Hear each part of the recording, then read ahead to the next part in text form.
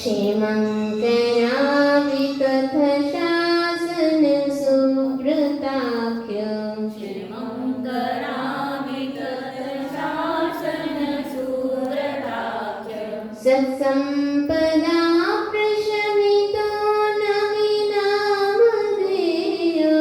सत्सम्पदा प्रशमितो नवीनामधेय त्वध्यानतोऽस्तु सततं मम सुप्रभातम् त्वद्यानतोऽस्तु सततं मम सुप्रभातम् यत् जो यन दिया ना, यन का यत होता है। तो यत मतलब जो मोह मल्ल मदभंजन मल्लिना, मोह रूपी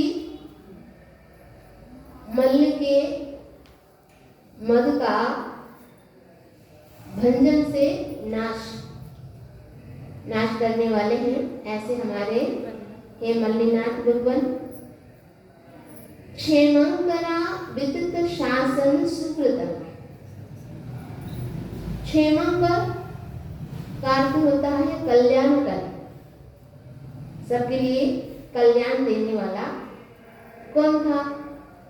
विदित शासन मतलब आपका सत्य शासन है जिनका, ऐसे कौन? सुव्रताख्य मनुष्यनाथ नाम वाले भगवान। सत्संपदा श्रेष्ठ संपत्ति से प्रशमिता परम शांत अवस्था को प्राप्त नमीनाम दिया। हे नमीनाथ नामक तीर्थंकर, तद्ध्यानता आपके ध्यान से मम मेरा सुप्रभातम प्रातः काल हमेशा मंगलमय होवे। श्रेष्ठ संपदा मतलब संपत्ति, जिन्होंने मल्ल को जानते हो, मल्ल किसको कहा जाता है? पहलवान। कौन होता है? पहलवान को मल्ल कहा जाता है। तो ऐसे पहलवान कौन है? अरे मल्लिनाथ तो ठीक है, मोह रूपी मोहनी कर्म को यहाँ पर मल्ल कहा है। हाँ, मोहनी कर्म को यहाँ पर मल्ल कहा है। सभी कर्म, बाकी कर्म तो ठीक है, बाकी कर्म इतने बलवान नहीं है जितना यह मोहनीय कर्म बलवान है। आप लोग तो बहुत अनुभवी हो इस चीज को, है ना?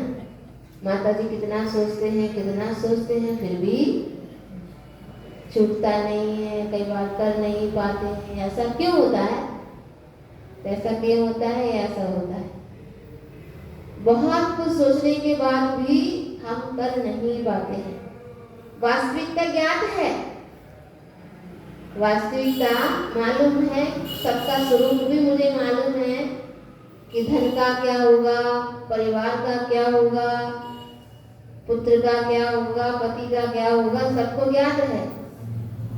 फिर भी क्या छोड़ पाते हैं?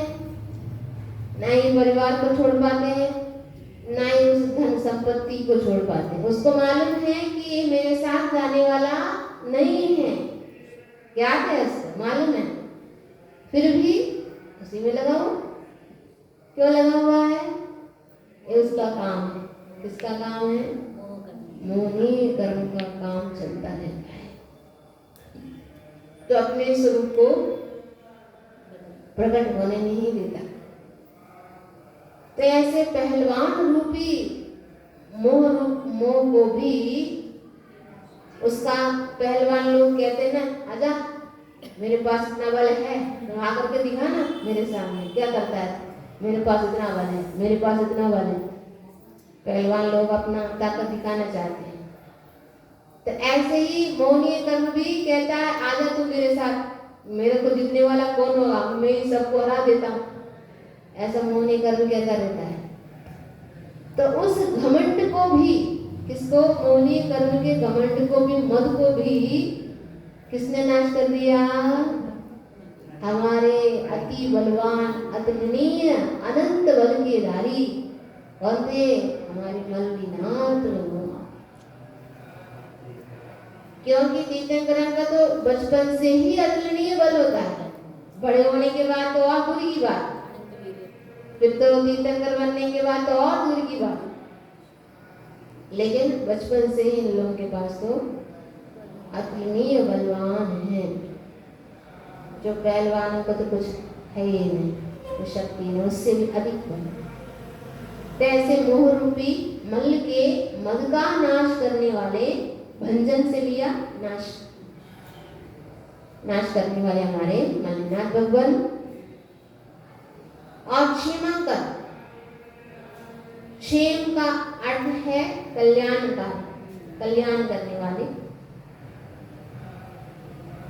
कई बार तीर्थंकरों के लिए भी क्षेमंकर कहा जाता है, क्योंकि उनका उद्देश्य और कुछ नहीं होता। वे उस भाव में तो ठीक है, तीर्थंकर बनने के बाद तो सब जीवों के लिए कल्याण करते ही करते हैं, और उसके पूर्व भाव से ही उनके भाव क्या होते हैं? सब जीवों के कल्याण करने के भाव होते हैं, तब जाकर के वो तीर्थंकर बनते हैं। अपन लोग कल्याण की भावना बोलते हैं जो, तो यही होता है, जितने भी जीव हैं उन सब के लिए मैं कल्याण कर सकूं, उनको सही मार्ग में ला सकूं, और ऐसे दुख उठा रहे इन लोगों को मैं कैसे ऊपर की ओर लाऊं, इन लोगों को सही मार्ग पर कैसे लगाऊं, ऐसी शक्ति मेरे पास कब आएगी? ऐसे जो चिंतन करते हैं, भावना गाते हैं, तो उन्हीं लोगों के लिए कौन सा पद मिलता है? तीर्थंकर का पद मिलता है। अभी आप लोग भी भावोगे ना, अभी आ रहा है, क्या आ रहा है, धीरे धीरे आ रहा है, अभी आएगा, तब आप लोग भी भावना गाना। भावना गाने में क्या कंजूसी करना पड़ता? अरे बने चाहे नहीं बने, जब बनेंगे तो बनेंगे, लेकिन भावना तो कर ही सकते हैं। भावना करने में क्यों कंजूसी करें? और इतने कल्याण करने के भाव होते हैं, इतने करुणा भाव होते हैं कि उनका खून भी पूरा सफेद हो जाता है। उनका श्वेत रक्त होने का एक तात्पर्य या कारण ये भी बताते हैं कि तीर्थंकरों के पास अति करुणा होती है। एक से नहीं, तुम्हारा तो एक से होता है, एक से या दो से या परिवार वालों से, इतनी करुणा हमारे अंदर बनी रहती है। लेकिन तीर्थंकरों के लिए तो पूरे लोक में जितने भी जीव हैं उन सभी के प्रति अति करुणा होती है, इसलिए उनका रक्त भी सफेद होता है। ये तो जन्म का अतिशय है। अरे जन्म का अतिशय है, लेकिन तीर्थंकरों के लिए होता है कि नहीं होता? हाँ, तो उनका हाँ। सफेद होता है, वो पता है। हाँ, तो वो तीर्थंकरों का ही तो वर्णन चल रहा है यहाँ। तो उनके अंदर ऐसे कल्याण करने की भावना रहती। क्षेमंकर जो है ना, उसके लिए बता रहे हैं कि ऐसे कल्याणकारी क्या है? आपका विदित शासन, सत्य शासन है, जिनका ऐसे सुव्रत आख्य, आख्य मतलब कहा हुआ, क्या कहा? विश्व तीर्थंकर हमारे मनुष्यनाथ भगवान है, वैसे कहा हुआ मनुष्यनाथ नाम वाले भगवान।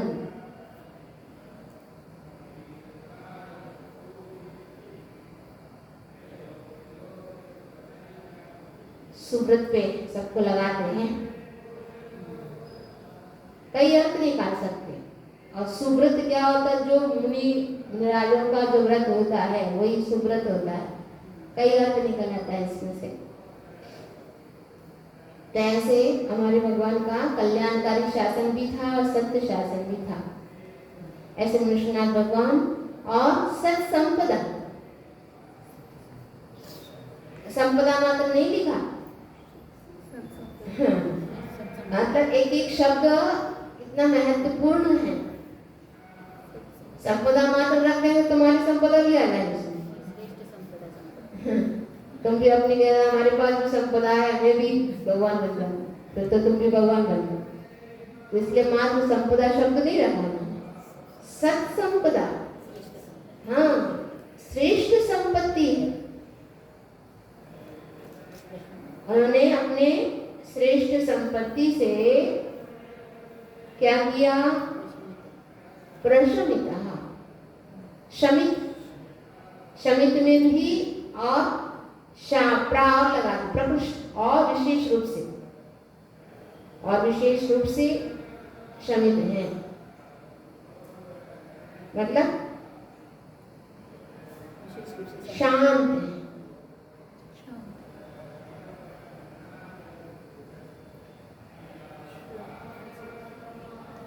परम शांत अवस्था को प्राप्त हैं। ऐसे कौन? नमीनाम देयो, हे नमीनाथ नामक तीर्थंकर, आपके ध्यान से मन मेरा प्रातः काल हमेशा मंगलमय होवे।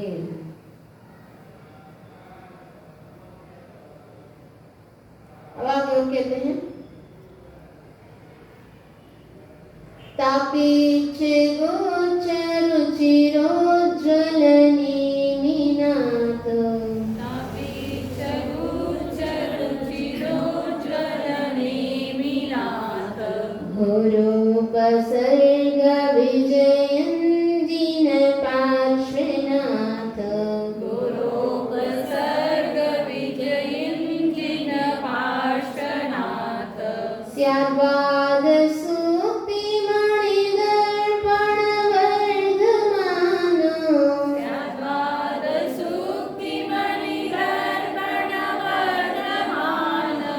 ध्यान दोषु सततं मम सुप्रभातम्, ध्यान दोषु सततं मम सुप्रभातम्।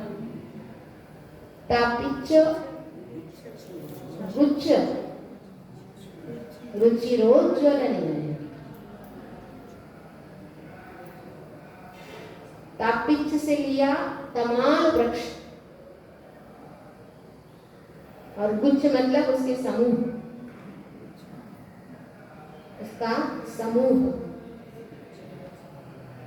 तो उसके रुचिरोज्ज्वल, उसके समान उज्जवल कांति के धारक कौन है? ये नेमिनाथ भगवान।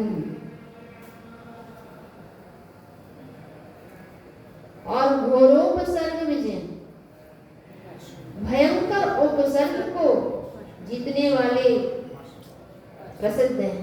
पार्श्वनाथ थे, इंद्रिय विजयी पार्श्वनाथ भगवान, तथा स्याद्वाद सूक्ति मणिदर्पण, स्याद्वाद सिद्धांत रूपी मणिदर्पण स्वरूप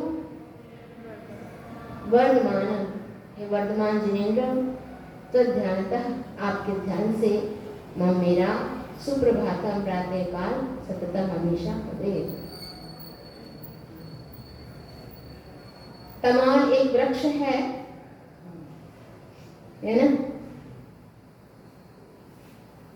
उसके समूह के समान कांति, कभी देखा नहीं होगा, है ना? अभी उसमें डाल के देखना तो आ जाता है। उसमें एक ताड़ वृक्ष अलग है और एक तमाल वृक्ष अलग। ताड़ वृक्ष तो देखा होगा, तेज पत्ता नहीं है। तेज पत्ता जो अपन ड्राई इसमें आता है, हाँ,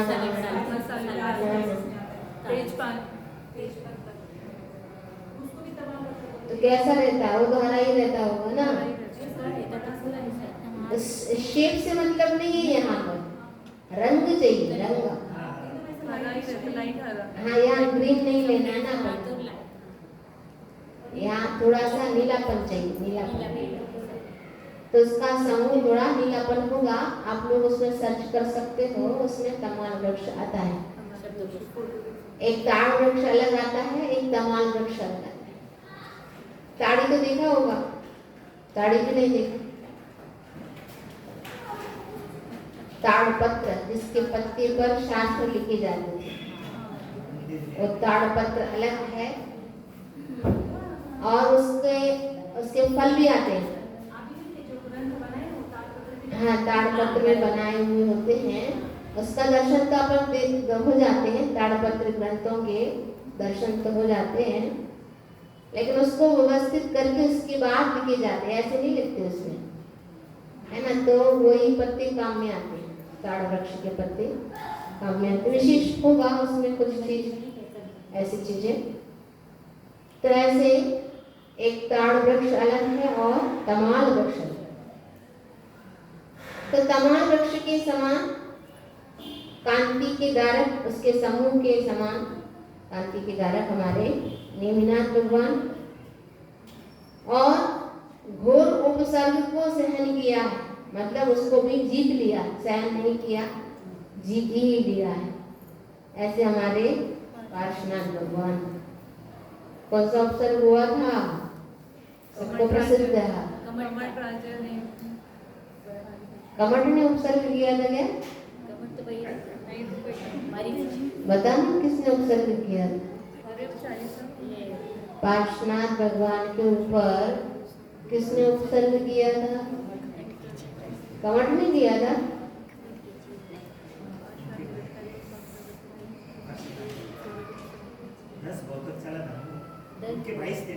दस भाव के 9 भाव के पहले कमठ का जीत था, मतलब उस समय उसका नाम कमठ था। लेकिन जब पार्श्वनाथ अवस्था में, पार्श्वनाथ के पर्याय में उस समय भगवान के रूप में, मुनिराज के रूप में जब बैठे हुए थे, तब किसने आकर के उपसर्ग किया था? हर बार अपने रटा हुआ रहता है कमठ कमठ कमठ। अरे कमठ का जीव था वो, कमठ का जीव काल संवर देव बन करके, क्या काल संवर देव बन करके आकर के उपसर्ग किया था, नासिक कमठ आकर के उपसर्ग किया।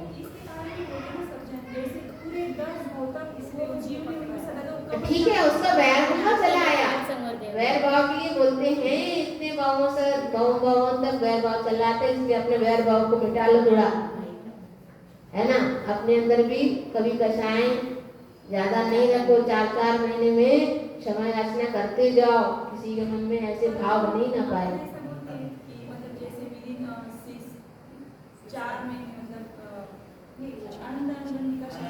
अनंतानुबंधी का 6 महीने तक, अनंतानुबंधी का 6 महीने नहीं है, अप्रत्याख्यान कषाय के लिए 6 महीना है।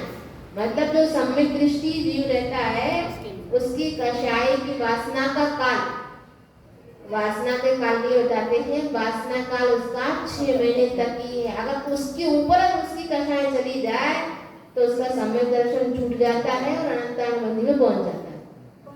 अनंतानुबंधी का अनंत भाव तक चलेगा वो।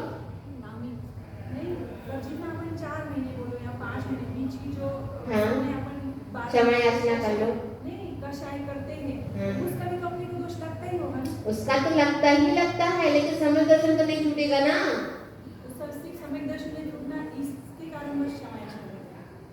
उसके लिए भी करना, और ऐसे वैर भाव हमारे लिए ना चले, उसके लिए भी करना। तुरंत के तुरंत मिला तो सबसे उत्तम है, सबसे उत्तम है। अपन को लगा कि हाँ ये मेरे वजह से इसके अंदर कुछ चल रहा है, इसके मन में कुछ चल रहा है मेरे प्रति, मैंने कुछ कह दिया या मेरे वजह से इसके लिए कष्ट हुआ, चाहे वो वचनों से हुआ हो, चाहे वो शरीर के माध्यम से, अपनी क्रियाओं के माध्यम से हो, किसी भी वजह से हुआ। लेकिन अगर सामने वाला कह नहीं पाता है कई बार, तो मन में रख करके वो क्या हो जाता है, कई लोगों को स्वभाव क्या होता है, एकदम फटकारने की होती है, क्या एकदम से फटाक से बाहर निकाल देते हैं, वो सबसे उत्तम है। अपने गुस्सा को बाहर निकाल दो। अब उपासना भगवान ने क्या किया था उस समय जब भाभी सुकुमार स्वामी के यहाँ, सुकुमार स्वामी का जब अपन देखते हैं भाभी की जब भाभी के छाती पर जब लात मारी थी सुकुमार का जी, तब इन्होंने तो अपना गुस्सा समाप्त कर लिया, क्रोध को समाप्त कर लिया मार करके, लेकिन सामने जो भाभी का जीव था उसने कुछ भी नहीं कहा। उस समय तो बहुत शांत परिणाम था उसका, मतलब सामने में अपने क्रोध को व्यक्त नहीं किया उसने, ना ही मारा उसको, ना ही गालियां दी, कुछ भी नहीं किया, लेकिन मन में तो ठान लिया कि मेरी छाती पर उन्होंने मारा है ना, अब देखूंगा देखूंगा मतलब कभी ना कभी देखूंगा। और तुम लोगों के लिए भी होता रहता कई बार, अरे मेरे लिए ऐसा कहा ना इसने, देखूंगा देखता, तुम भी ऐसी देखोगे। अपन ऐसा बोल के तुरंत अपन भूल भी जाते हैं ना, क्या जैसे आपने बोली अरे कुछ हो गया देखूंगा बोलने के ऐसे भूल जाते हैं ना सब। अरे भूल तो गए, लेकिन वैर भाव अगर बना रहा तो ऐसे ही चलते रहेंगे। तुरंत उस व्यक्ति को देखते ही अपनी कक्षा वापस भड़क जाती है। नहीं समझो, आपने सिवाय भाव खत्म नहीं किया, क्षमा याद तुरंत आप बोल के तुरंत कक्षा ये कर देती, अपन बिना तुरंत आपने सॉरी बोल नहीं दिए, पर सामने वाले की उसकी मान कषाय के कारण अगर वो अपने को माफ कर भी नहीं, देखो अब सामने वाला कर रहा है नहीं कर रहा है उससे अपन को क्या मतलब, पर भाव में तो आपका शत्रु तो रहेगा ना। क्यों रहेगा, हम अपने मन से तो निकाल दिए ना। यही तो पार्श्वनाथ भगवान ने क्या किया, पार्श्वनाथ भगवान ने क्या किया, इतने 10 भाव में एक तरफा वैर चला है, तो आप उसके लिए क्या कर सकते, उसका कर्म है, उसका कर्म है। लेकिन हम तो अपने भाव को ना बिगाड़े, अपने परिणाम हम अपने आप को तो संभाल सकते हैं ना। अब दूसरों को संभालना मेरे हाथ में नहीं है, हम तो उपदेश ही दे सकते हैं, हाथ उठना पकड़ेंगे चलो हमारे साथ। अरे पर एक साइड से सोचा तो पार्श्वनाथ भगवान को हर भाव में दुख तो दिया ना उसने, ठीक है तो दुख आया तो उस समय मैंने समता भाव रखा, तो उस समय हमने कितने कर्मों की निर्जरा भी की, ये भी तो सोचो। ये हमारा ही कर्म था, किसी भाव में हमने ही किया है, उसका कर्जा कभी ना कभी आपको चुकाना ही पड़ेगा। इस भाव में चुका लो चाहे अगले भाव में चुकाना तो है ही। तब इसी भाव में चुक रहा है जान दो भाई, आप तो खाली हो रहे हैं, तुम भर रहे हो और हम खाली हो रहे हैं। तो जब खाली होने में खुशी मनाना चाहिए कि दुख मनाना चाहिए, खुशी मनाना चाहिए कि हमारे तो इतने सारी कर्मों की नजरा में आप निमित्त बन गए हैं। अगर ऐसा उपसर्ग, अब तीर्थंकर का तो कोई सवाल ही नहीं है, बाकी केवलियों के लिए कई बार उपसर्ग होने पर उनकी विशुद्धि और बढ़ जाती है, तो उसके माध्यम से किसी को तो केवल ज्ञान हो जाता है। तो हमारी विशुद्धि बढ़ने में आप निमित्त बने हो, तो अच्छा ही किया उन्होंने, तो अच्छा ही किया ना। मतलब अपनी दृष्टि, अपना विचार, अपनी सोच अगर बदल लिया ना तो पूरा सब कुछ खत्म। चलिए इतना ही रखते हैं। ऐसे ही भयंकर उपसर्ग को सहने वाले हमारे पार्श्वनाथ भगवान। और स्याद्वाद सिद्धांत रूपी, स्याद्वाद तो जानते हैं, स्याद मतलब कथनचित, एक अपेक्षा, वाद मतलब कथन शैली, मतलब अनेकांत जिसको अपन बोलते हैं। तो अनेकांत रूप सिद्धांत को ही आपने एक दर्पण के समान स्वरूप रखा है। ऐसे हमारे वर्तमान जिनेंद्र आपके ध्यान से मेरा प्रातःकाल हमेशा मंगलमय हुए। बोले महावीर भगवान की जय। जवानी के ध्यान